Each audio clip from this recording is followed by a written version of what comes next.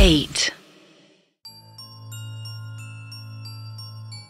Cases को solve करते करते कई बार कुछ ऐसी घटनाएं सामने आ जाती हैं जिसे डीकोड करने पर ऐसा पता चलता है कि इसके पीछे शायद पैरानॉर्मल हो सकता है।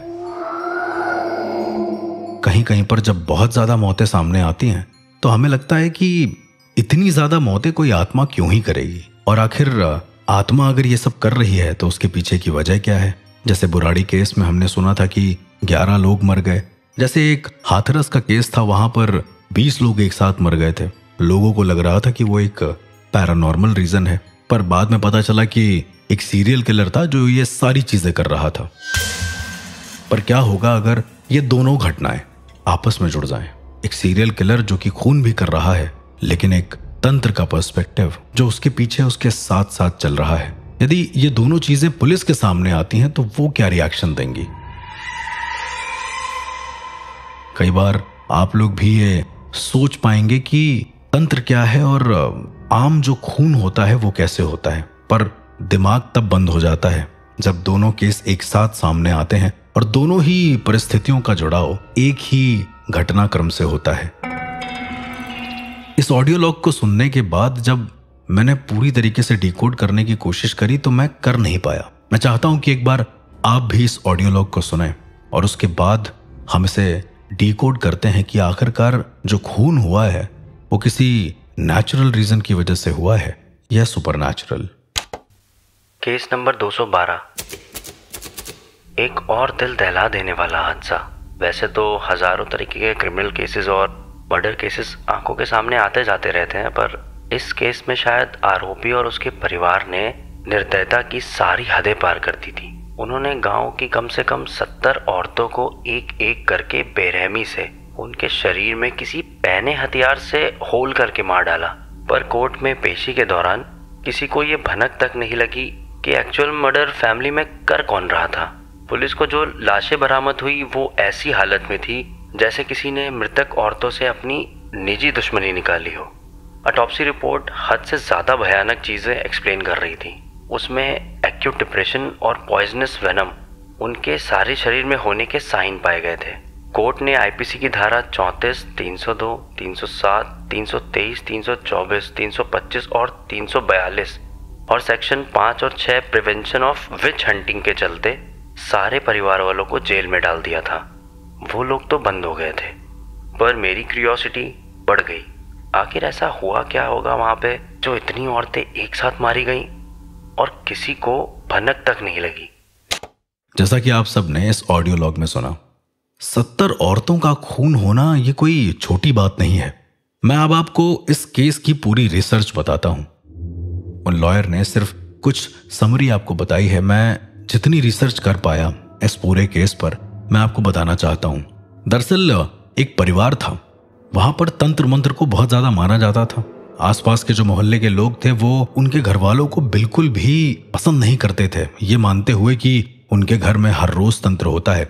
वहां के कुछ स्थानीय लोगों का मानना था कि इस घर में सारा परिवार एक साथ अपनी छत पर खड़ा होकर जब चांद निकलता था तो उसकी तरफ देखकर कोई मंत्र बुदबुदाता था। अब जहां तक मेरा मानना है, तंत्र के पर्सपेक्टिव से तो ऐसा कुछ नहीं होता है, लेकिन यदि फिर भी हो रहा है तो शायद मेरी समझ के परे था। मैंने जब वहां के कुछ लोगों से पता करा कि आखिरकार ऐसा वो लोग क्यों करते थे, तो वहां के लोगों ने यह बताया कि जो इनका पूरा परिवार था ये किसी तांत्रिक रिचुअल को फॉलो करता था। इस रिचुअल से पूरे गांव वाले प्रभावित थे, बहुत ज्यादा। इवन डरते भी थे कि उनके घर का कोई सामान ये लोग खाए नहीं। अब यहां पर एक बहुत बड़ा कैच है कि धीरे धीरे गांव वाले उनके परिवार में मानने लगे थे। मैंने जिस इंसान से ये रिसर्च करी थी वो इंसान दरअसल अब उस जगह पर नहीं रहता है, लेकिन उस इंसान ने कहा था कि कुछ तो ऐसा हुआ था कि पूरे गांव वाले एक ही दिन में उनके घर वालों को इतना मानने लगे थे कि अपने घर का सारा सोना वो उस इंसान के घर में रख के चले आते थे। मैंने बाकी की चीजें पता करी तो उस इंसान ने बताया कि धीरे धीरे वो परिवार वाले पूरे रिचुअल को फॉलो करने लगे और उसके साथ साथ जितने भी गांव वाले थे, गांव में जितने भी इंसान थे, औरतें थी, आदमी थे, बच्चे तक उस रिचुअल को फॉलो करते थे कि वो लोग रोज रात को छत पे जाते और कोई मंत्र बुदबुदाने लगते। आप इमेजिन करिए जरा कि एक ऐसा गांव जहां पर बहुत सारे लोग हैं, एक स्पेसिफिक टाइम पर वो लोग कोई मंत्र बुदबुदा रहे हैं और पूरा गांव उस मंत्र से एकदम विभोर हो गया है। मैंने जब इस केस के बारे में ये सारी रिसर्च करी तो मुझे ऐसा लगा कि किसी भी तरीके का तांत्रिक रिचुअल ऐसा तो नहीं हो सकता, पॉसिबल ही नहीं है। पर आगे और भी ज्यादा भयानक चीजें हुई। कहा जाता है कि इस परिवार का एक बड़ा बेटा था, वो शायद डॉक्टरेट की पढ़ाई कर चुका था। उसके घर में कई सारी औषधियां भी थीं। वो लोगों को बुलाता और उन्हें ठीक कर देता। लेकिन एक बार एक औरत गई और वो औरत कभी लौटी नहीं। जब उसके घर में पूछा गया कि कहाँ है, इवन घर भी देखा गया, तो घर में वो औरत नहीं थी। अब धीरे धीरे करके गांव से औरतें गायब होना शुरू होने लगी। उन औरतों की उम्र रही होगी 35 से 36 साल। शक बार बार उस आदमी पर ही जाता था जो उस परिवार का एक मेन बेटा था।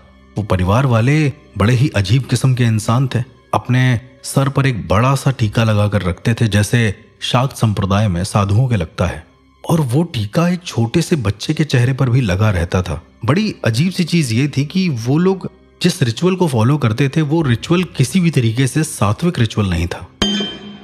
जिनसे मैंने रिसर्च करी वो इंसान बताते हैं कि एक रात जिस दिन वो अपने गांव पहुंचा जहां पर ये सारी चीजें होती थी, उस रात को सारे के सारे गांव वाले अपने हाथ में एक मुर्गे को लेकर खड़े हुए थे और उसकी बलि दे रहे थे।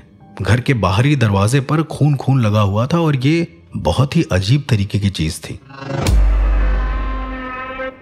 घर के बाहर किसी जानवर की बलि देना ये बहुत ही ज्यादा भयानक सिद्ध हो सकता है यदि आप पूर्णिमा या अमावस्या को कर रहे होते हैं। इस इंसान ने जब विरोध किया तो उनके घर वालों का ये कहना था कि यहां से चले जाओ तो तुम्हारे लिए ज्यादा अच्छा है। बस इस इंसान को सिर्फ इतना ही पता था। औरतें गायब होने के बाद जब वहां पर पुलिस आई, पुलिस को ये खबर मिली कि वहां पर जितनी भी औरतें हैं वो शायद गायब हो रही हैं, तो उन गांव वालों से पूछा गया। लेकिन एक बड़ी अजीब दुर्घटना हुई। गांव वालों ने बोला कि यहाँ पर कोई भी ऐसा नहीं है जो गायब हो रहा है। पूरी तरीके से वो लोग पलट गए। लेकिन जो तांत्रिक वाला परिवार था उन्होंने कहा कि गायब तो हो रही हैं लेकिन पता नहीं कहाँ। अब यहाँ पर दो पर्सपेक्टिव सामने आते हैं। अगर वो तांत्रिक परिवार ये सारी चीजें गायब कर रहा था तो फिर उसने पुलिस को ये क्यों बताया कि औरतें गायब हो रही हैं, और गांव वाले जिनके घर से एक्चुअल में लोग गायब हो रहे थे वो लोग क्यों नहीं बता रहे हैं कि गायब हो रही हैं।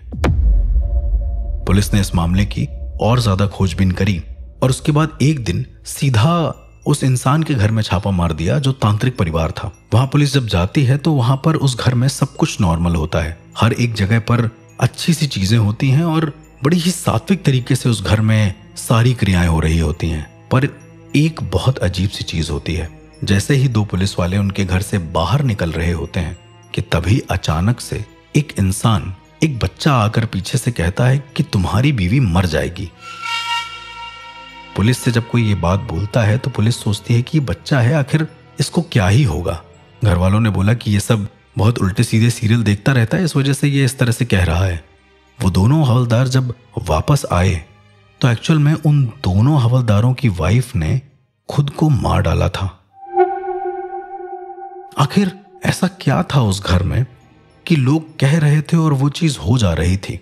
पूर्णिमा की एक रात आई और ये इंसान जिन्होंने मुझे काफी चीजें बताई उस गांव के बारे में, इन्होंने एक्चुअल में वहां पर रिपोर्ट करी।